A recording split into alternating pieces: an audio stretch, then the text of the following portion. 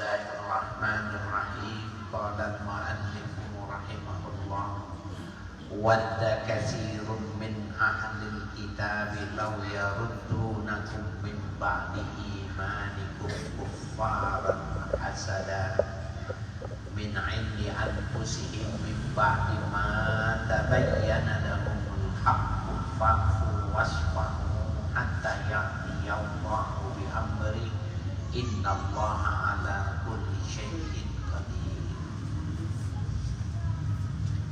Wadda katsirun min ahlil kitab, banyak yang senang min ahlil kitab, dari kalangan ahlul kitab. Jadi orang Yahudi dan Nasrani itu senang. Apa yang mereka senang? Law yaruddunakum min ba'di imanikum kuffara. Ini law masdariyah ya. Seandainya kembali lagi kalian setelah berimannya kalian kekafiran, kembali kepada kekufuran yang sebelumnya. Jadi orang ahlul kitab itu pengen pengikut yang sudah mengikuti Nabi Muhammad itu kembali lagi, yang Nasrani, yang Yahudi kembali lagi mengikuti agama. Hasadan ya, karena hasud, karena iri ya.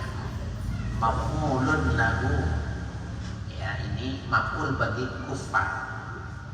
Jadi karena dengki yang ada di dalam hati mereka itu ya, kainan keberadaannya seperti itu.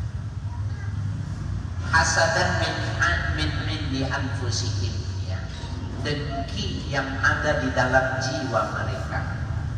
Hamalathum alaihi anfusuhumul khabithata ya, yang terkandung pada jiwa mereka itu sifat yang buruk. Mimba lima tabayyana lahumul haqqu ya, dari setelah dijelaskannya kepada mereka fit taurati al-haqqu ya, kebenaran yang ada di dalam Taurat, fi sya'nin nabi ya, tentang keberadaannya. Jadi ini para sejarawan itu tahu orang-orang yang hidupnya itu lebih lama, lebih panjang kehidupan mereka itu dari Rasulullah. Ketika Rasulullah dilihatnya ciri-cirinya semacam itu, maka mereka mengatakan ini sudah ada, sudah digambarkan di dalam Taurat ya, sudah ada ciri-cirinya itu. Yang sebagaimana kita lalu pernah di dalam sirah Nabawi bahwa seorang ya, sepupu dari Sayyidah Khadijah ya, yang mengatakan bahwa orang yang semacam ini yang didatang ketika menceritakan didatangkannya bertemunya dengan malaikat Jibril, maka dia mengatakan orang-orang yang datang kepadanya itu adalah yang pernah datang kepada Nabi Musa alaihissalam. Nah, jadi orang yang berpegang kepada Taurat itu sebenarnya bisa mengimani apabila mereka itu tidak menghilangkan apa yang ada di dalam Taurat.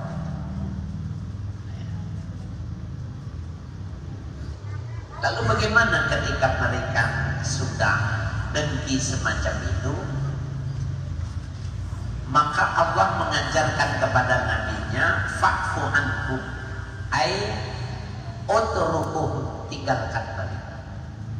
Jadi Nabi tidak diminta untuk berhadapan ya, untuk melawan secara fisik kepada orang-orang yang tidak mau menerima kenabiannya. Fa'fu anhum ya, maknanya tinggalkan mereka. wasfahu ay a'ridu, ya, berpalinglah. Fala tujazuhum, ya, maka jangan melampaui, ya, kepada mereka itu hatta ya'ti Allahu bi amri, sehingga datang dari Allah perintah fihim, ya, untuk mereka itu fil minal qitali, untuk berperang. Jadi ayat ini menggambarkan nggak boleh pada awalnya itu ketika Nabi dimusuhi itu untuk diperangi itu nggak boleh, tapi justru disuruhnya fa'fu anhum wasfahu, sampai nunggu perintah Allah. Innallaha ala kulli syai'in qadir, sesungguhnya Allah atas segala sesuatu itu maha kuasa. Nah sekarang secara rasio kita pertanyakan, kenapa Nabi gak boleh memerangi mereka? Jawabannya, gak menang, tidak akan menang. Jadi ada sunnatullah yang berlaku. Yang sedikit itu pasti kalah sama yang besar, gitu. Itu sudah sunnatullah. Maka nggak boleh, Nabi nggak boleh kufu aidihim, tahan tangan-tangan mereka itu untuk berperang sampai nanti Allah mengatakan berperang. Kutiba alaikumul qital, ayat berikutnya nanti ada 2 sekian, mulai hari ini kalian diwajibkan berperang. Itu menurut Allah itu sudah memungkinkan untuk terjadinya perimbangan pengikut Nabi Muhammad dengan orang-orang musyrikin, ya, baru diwajibkan. Tetapi ketika diwajibkan itu pun, ya, Allah mengatakan asa antakrahu syai'an wa huwa khairun lakum, bisa jadi kamu gak suka ketika perintah perang itu sudah ditentukan. Kan gak boleh perang, gak boleh ngelawan, tapi ketika disuruh berperang goyang juga orang Islam. Kenapa? Ya resikonya mati. Tetapi Allah mengatakan yang kamu gak suka itu bisa jadi lebih bagus. Ya. Wa asa'an tuhibbu syai'an fahuwa syarrun, bisa jadi kau senang dengan sesuatu, nggak ikut perang, nyari duit yang banyak, bisa beribadah dengan materi, wa huwa syarrun lakum, itu bisa jadi buruk buat kamu. Jadi belum tentu gitu maksudnya. Sehingga itu oleh ulama-ulama dikatakan itu jadi kaidah, ya. Yang kita suka itu belum tentu bagus menurut Allah. Yang kita nggak suka ketetapan Allah bisa jadi itu sesuatu yang terbaik, termasuk mati. Ya, mati fisabilillah itu lebih bagus, ya, lebih bagus ketimbang hidup tapi tidak mendapatkan pahala syar'i, ya. Wa aqimus sholata wa atuz zakata wa ma tuqaddimu li anfusikum min khairin tajiduhu indallah. Wa aqimus sholata,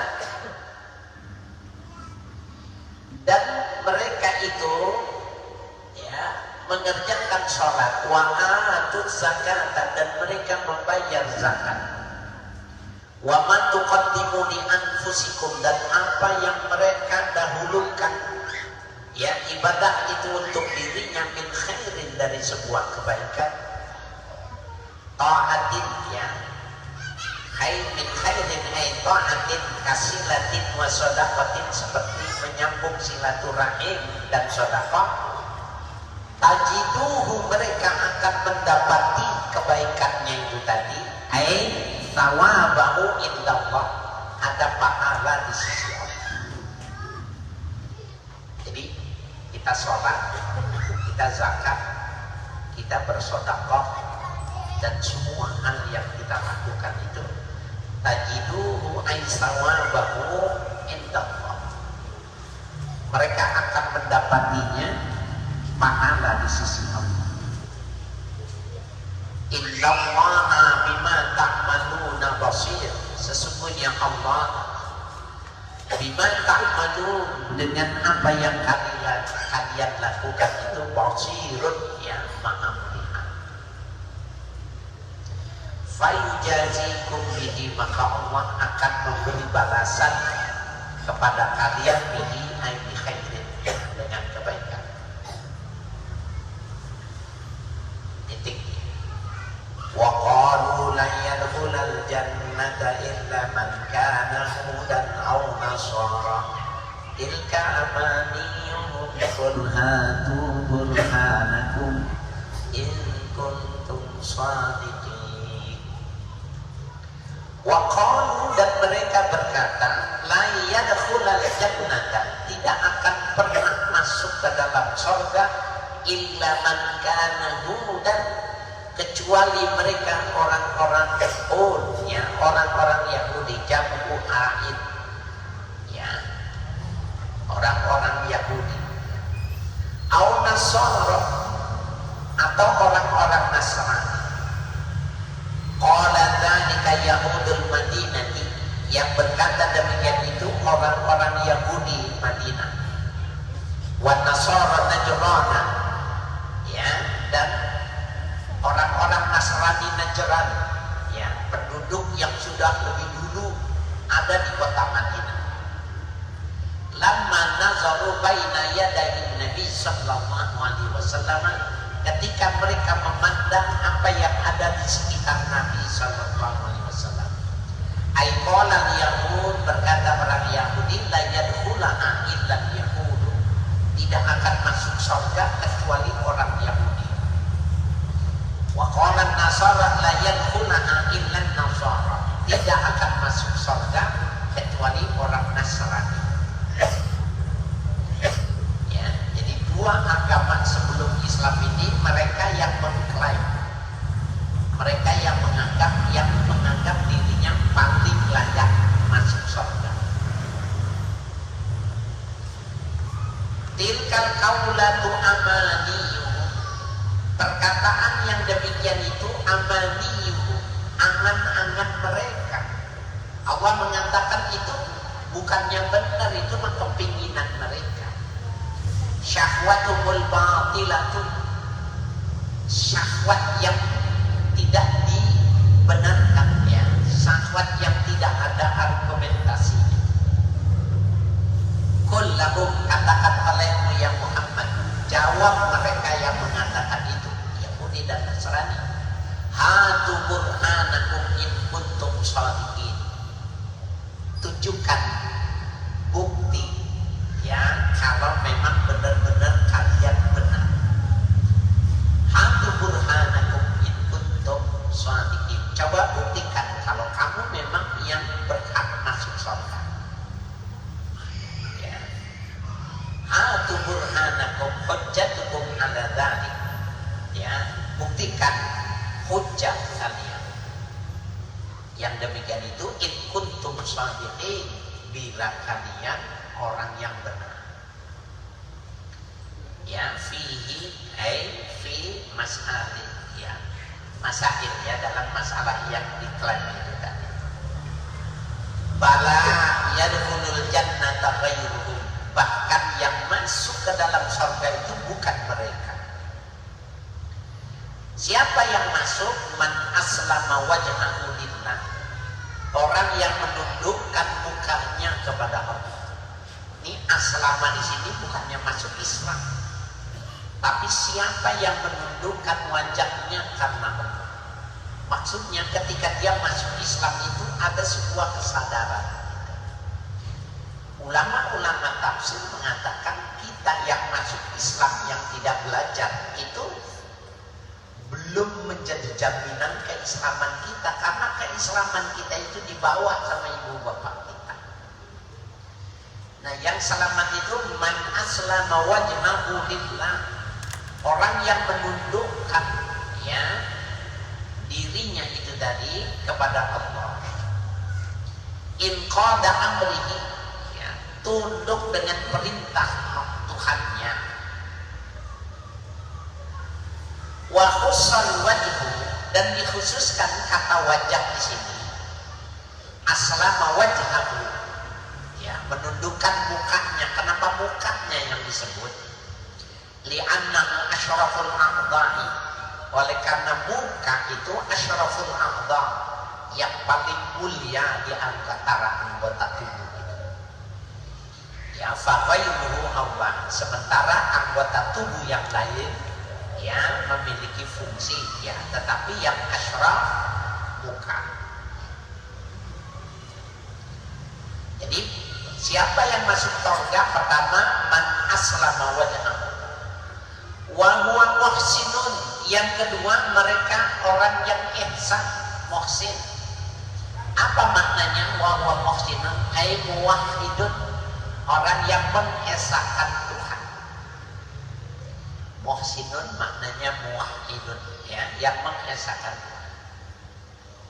Falahu ajruhu inda rabbih, maka baginya balasan di sisi Tuhannya. Ai sawabi amalihil jannata, pahala dari apa yang mereka lakukan itu adalah surga. Nah, oleh karena itu nama Islam itu bukan di sejak Nabi Muhammad, tetapi dari dulu sudah dipergunakan nama Islam. Seperti Nabi Ibrahim, ittaqullaha haqqa tuqatih wa la tamutunna illa wa antum muslimun. Itu ucapannya Nabi Ibrahim. Muslimun itu man aslam, ya, orang yang masuk Islam, orang yang menundukkan dirinya, ya.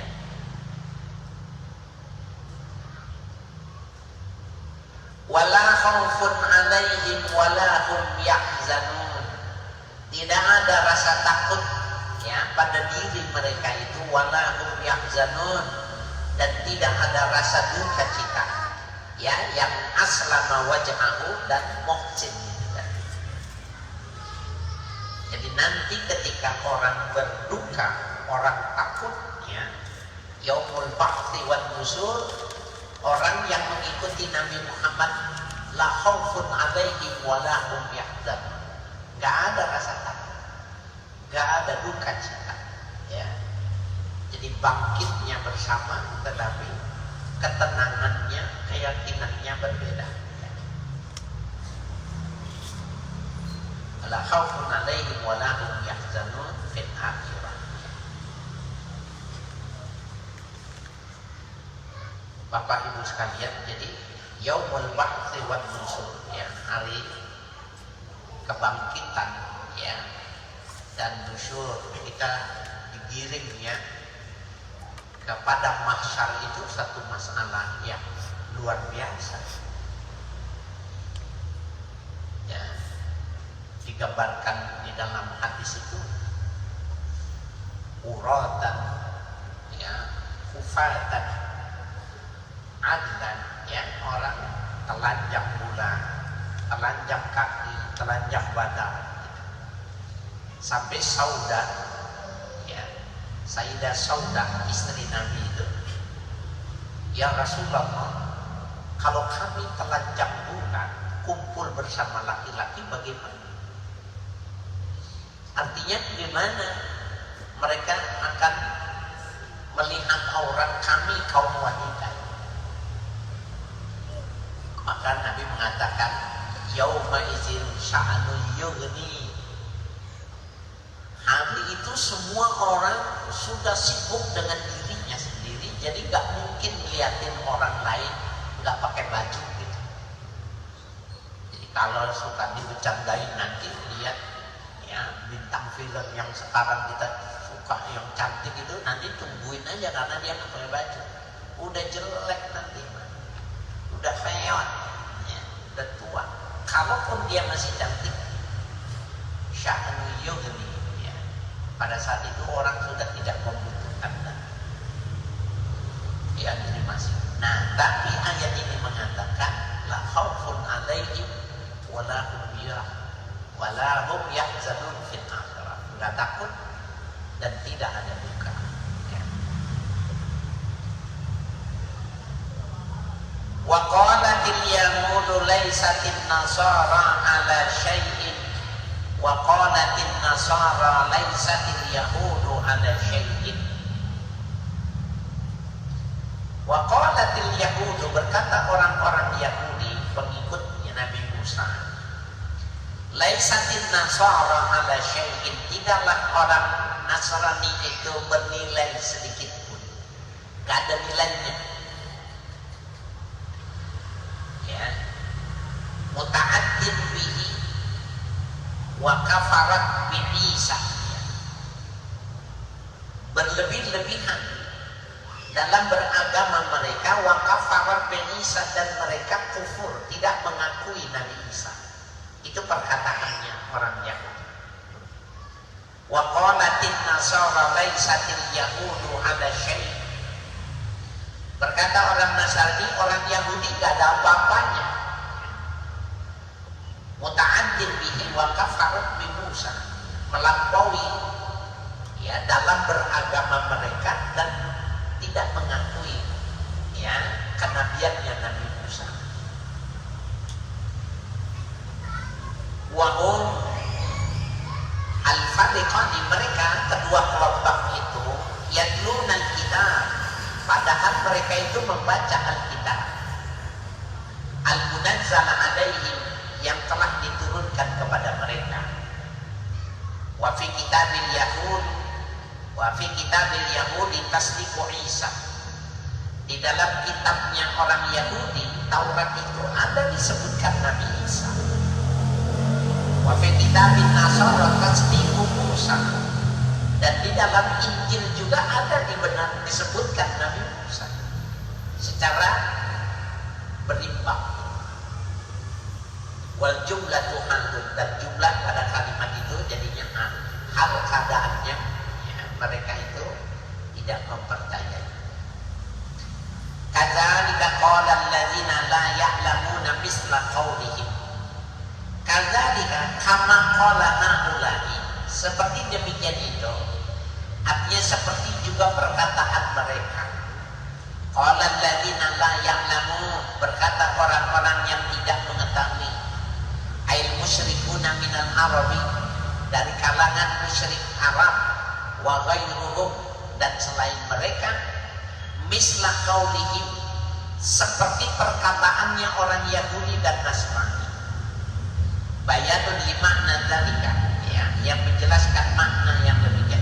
Ai qalu likulli dinin laisu ala syai'in, mereka mengatakan setiap orang yang beragama pada saat itu laisu ala syai'in, yang lainnya itu nggak ada apa-apanya. Jadi bukan orang Yahudi dan Nasrani saja yang mereka menilai tidak ada nilai gitu. Orang-orang musyrik itu kan agama lokal. Agama lokal di situ ada animisme, dinamisme. Semua mengatakan agama-agama termasuk penilaian laisa bisyai', enggak ada apa-apanya gitu. Menilai agama satu yang lainnya seperti itu. Fallahu yahkumu bainahum yaumal qiyamati fima kanu fihi yakhtalifun. Maka Allah lah yang akan menetapkan di antara mereka itu, Yahudi, Nasrani, musyrikin, yaumal qiyamati, pada hari kiamat, fima kanu fihi yakhtalifun, terhadap apa yang mereka perselisihkan. Nanti Allah yang memutuskan. Nah, Bapak sekalian, ini pun juga menjadi sebuah penegasan ya, bahwa perbedaan agama itu biar saja Allah nanti yang menetapkan itu. Karena secara kalimatnya jelas ya. Fallahu yahkumu bainahum yaumal qiyamah. Allah yang akan menetapkan hukum di antara mereka nanti yaumil qiyamah. Fima kanu fihi yakhtalifun, terhadap apa yang mereka ikhtilafkan, berbeda pendapat. Jadi urusan agama saja nggak boleh kita ya mengatakan ini dan itu, biarkan saja itu urusan Allah. Apalagi sama-sama Islam. Ya. Jangan ya kita terbawa kepada orang yang harus sama ya. Islam harus satu warna. Nah, itu pola pikir yang tidak mungkin. Jadi perbedaan itu sebuah keniscayaan. Kita masih ingat ya, saya pernah mengatakan bahwa Imam Syafi'i mengatakan sholat itu wajib membaca Fatihah, sehingga Fatihah itu rukun sholat. Alasannya ada hadis sahih yang mengatakan la sholata liman lam yaqra'il Fatihah, tidak ada sholat, tidak sah sholat kalau tidak baca Fatihah. Lil makmum wal imam wal munfarid, mau sendiri mau berjamaah mau jadi imam makmum wajib. Kata Imam Abu Hanifah tidak wajib, tidak wajib, karena ketika Nabi mengoreksi orang yang sholatnya tidak bagus lantaran wudunya, tumitnya nggak kena air wudu 3 kali itu, asbiqil wudu, sempurnain lagi wudu, orang itu wudu lagi, sholat lagi, asbiqil wudu. Jadi sholatnya tergantung sama wudunya. Maka setelah itu dijelaskan sholat ini takbir ya. Ketika membaca Fatihah, faqra ma tayassara minal Qur'an, bacalah yang mudah dari Quran. Itu hadisnya sama sahih. Maka menurut Imam Abu Hanifah, orang sholat nggak mesti baca Fatihah, baca Quran 3 ayat sah sholatnya. Nah sekarang nih, kita ke Maroko, kita ke Turki, orangnya nggak baca Fatihah, orangnya nggak baca Fatihah, kita jadi makmum, sah nggak sholat?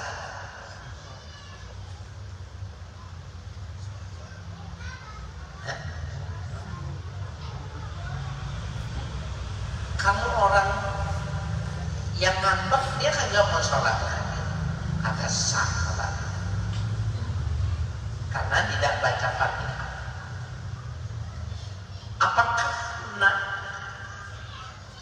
Imam Syafi'i mengatakan pendapatnya ya Imam Abu Hanifah bid'ah dan tidak sah sholat pertama? Tidak ada, tidak ada yang saling bid'ahkan, tidak ada yang mengkafirkan, tidak ada yang melarang untuk orang kita sholat berjamaah. Kita ke Mekah, emang imamnya mazhabnya Syafi'i? Bukan. Ya. Nah, kan ini nih yang mesti kita bicarakan nih kepada mereka ini.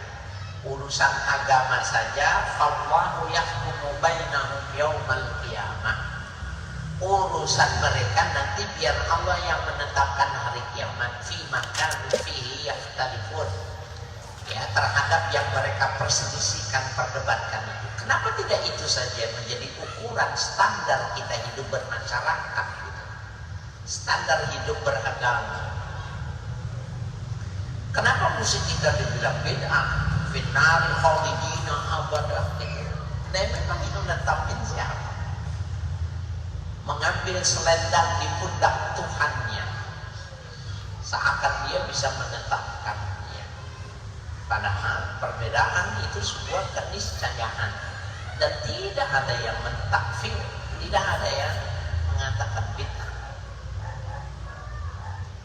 Ya, jadi ayat ini mestinya yang dijadikan standarisasi hidup bermasyarakat, ya, hidup beragama.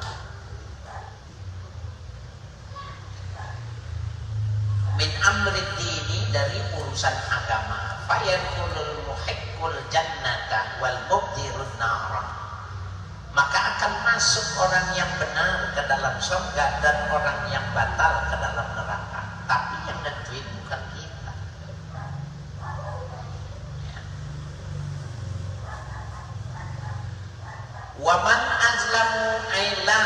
ada azlama mimman mana'a masajidallahi ayyuzkara fi hasmuhu fi sholati wat tasbih wasa'a fi kharabiha ay fil hadmi awit ta'tim.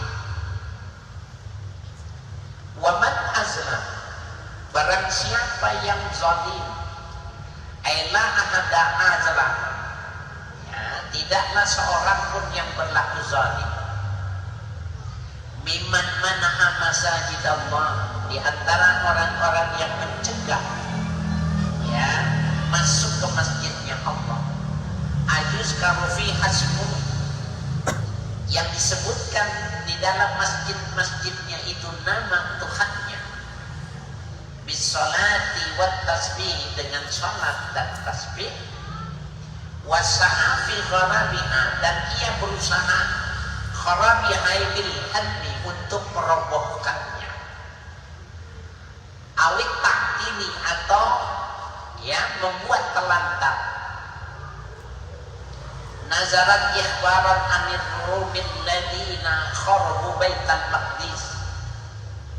Ayat ini turun memberi kabar tentang pasukan Romawi yang mereka pernah merobohkan Baitul Maqdis.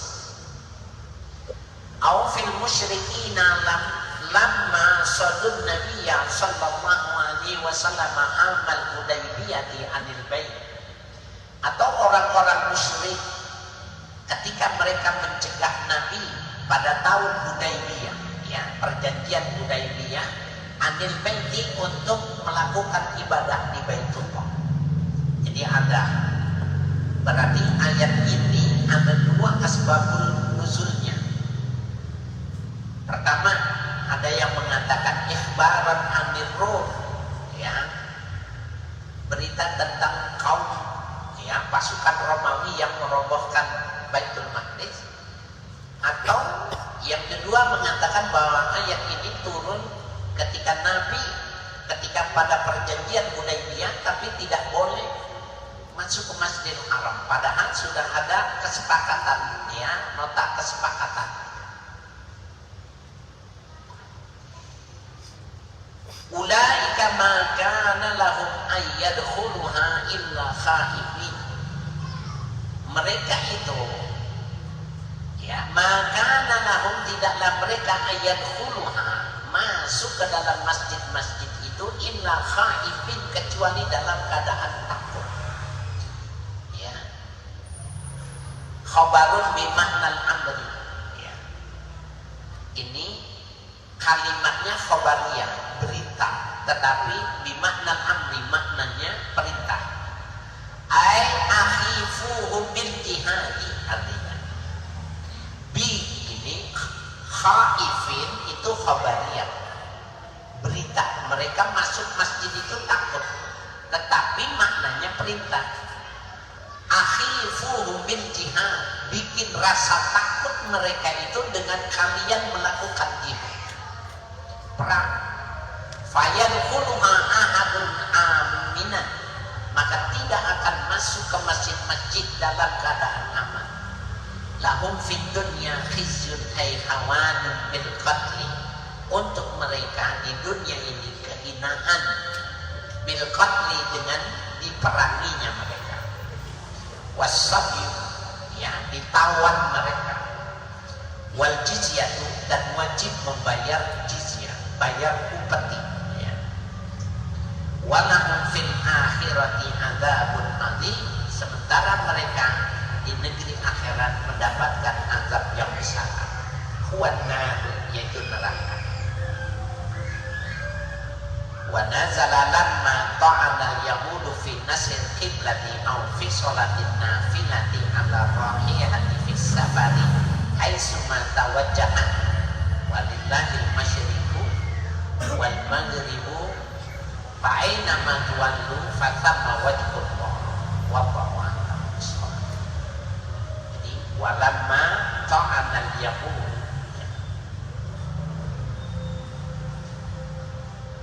wa nazala lamma ta'ana,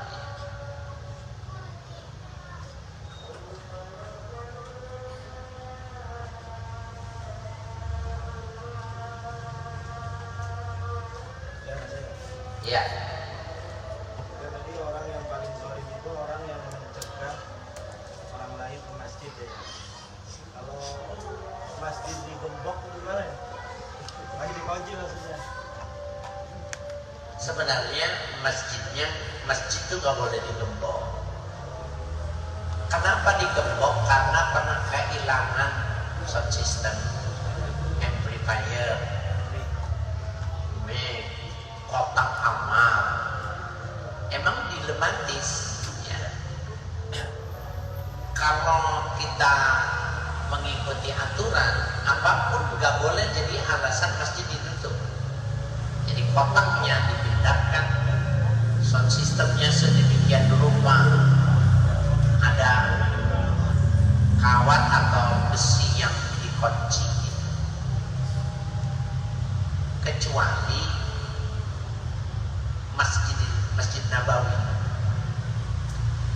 Kenapa Masjid Nabawi itu ditutup? Masjid Nabawi itu ditutup jam 10, nanti dibuka lagi jam setengah 4. Masjidil Haram tidak. Masjidil Haram itu 24 jam. Masjid Nabawi ditutup. Dulunya Masjid Nabawi tidak pernah ditutup. Iran, pengikut Syiah, mengatakan bahwa Saudi itu gagal menjadi tuan rumah.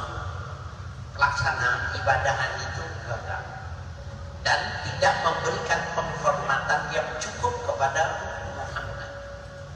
Maka mereka pernah membuat rom dari luar Masjidil Haram, Masjid Nabawi. Jasadnya Nabi mau diambil, mau dibawa ke Iran, sehingga Iran menjadi sentra aktivitas umat Islam. Kepikiran nggak sama kita?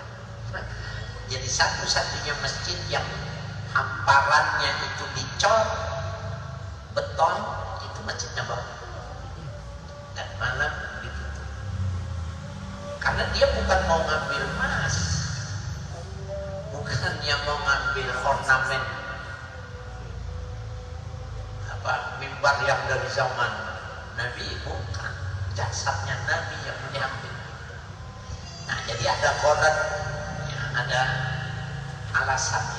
Tapi kalau masjid-masjid di kita sebaiknya jangan ditutup. Nah, kecuali masjid yang di dekat pasar, mabok tidur di masjid. Dari mana taunya? Maboknya di karpet masjid. Sholat nggak? Ya kagak orang mabok. Nah, yang begitu boleh di situ. Karena masjidnya dekat pasar, dekat tempat-tempat yang begitu banyak orang mabok. Kalau sekarang jarang orang yang mabok karena rokok, narkoba itu nggak muntah. Tapi dulu waktu masih minum-minuman khamar, kita sering banget lihat orang itu muntah gitu. Kalau sekarang nggak, kan diem aja, cuma ketawa,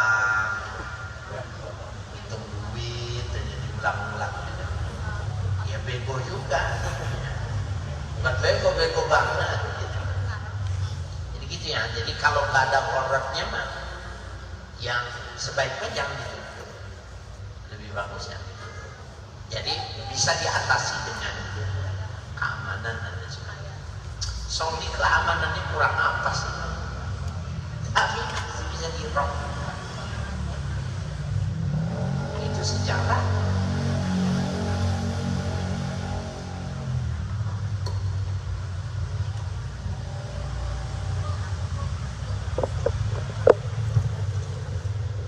Ala bizikrillahi tatma'innul qulub.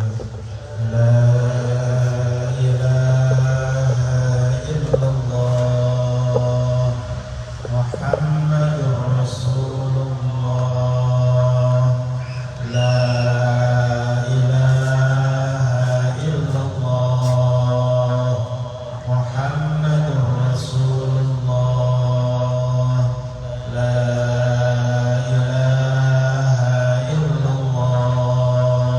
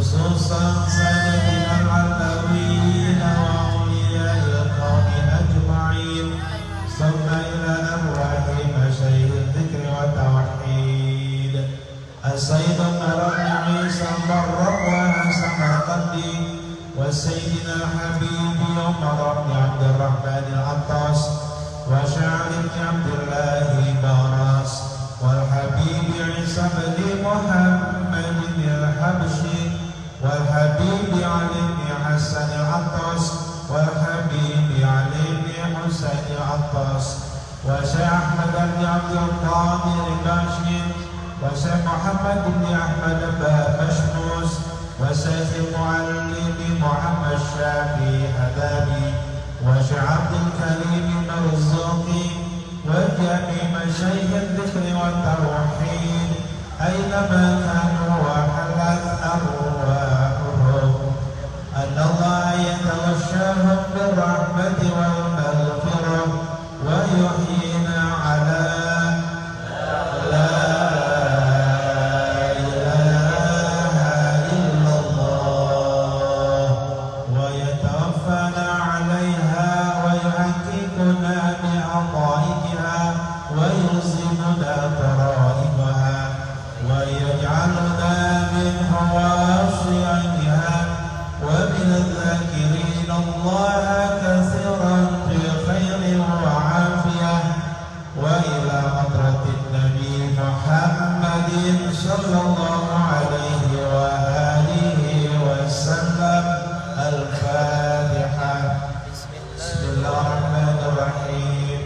الحمد لله رب العالمين الرحمن الرحيم مالك يوم الدين إياك نعبد وإياك نستعين اهدنا الصراط المستقيم صراط الذين أنعمت عليهم غير المغضوب عليهم ولا الضالين. الحمد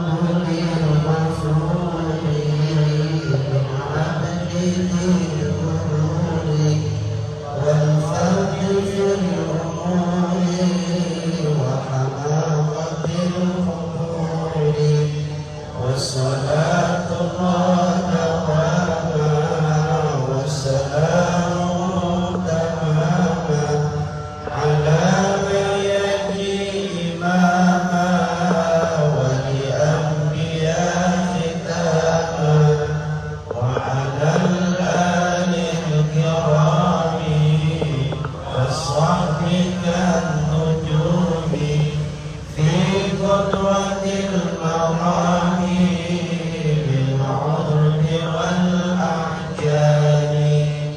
يا ربنا اعترفنا بأننا اقترفنا وإننا أسرفنا وعلى لظى أشرفنا فتب علينا توبة تغسل كل حوبة واستر لنا العورات وآمن الروعات واغفر لوالدينا ربي ومولودينا والأهل والإخوان وسائر الخلان وكل ذي محبة أو جيرة أو صحبة